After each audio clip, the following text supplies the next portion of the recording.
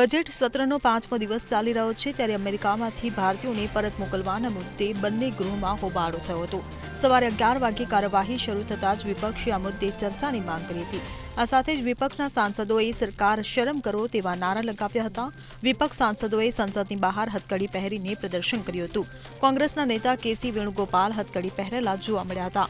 આ સિવાય રાહુલ ગાંધી, મલ્લિકાર્જુન ખડગે, શશી થરૂર સહિતના ઘણા સાંસદોએ વિરોધ પ્રદર્શનમાં ભાગ લીધો હતો. આ હોબાળા બાદ રાજ્યસભાની કાર્યવાહી બપોરે 12 વાગ્યા સુધી સ્થગિત કરી દેવામાં આવી હતી. હોબાળા પર લોકસભા સ્પીકરે કહ્યું કે આ વિદેશ નીતિનો મામલો છે, તેના પર વધારે હંગામો કરવાની કોઈ જરૂર નથી. Bureau report CN21 news. હવે જુઓ દેશ દુનિયાની તમામ ખબરો તમારી આંગળીના ટેરવે. ઉઠાવો મોબાઈલ અને Google Play Store પરથી ડાઉનલોડ કરો અમારી CN24 ન્યૂઝ મોબાઈલ એપ.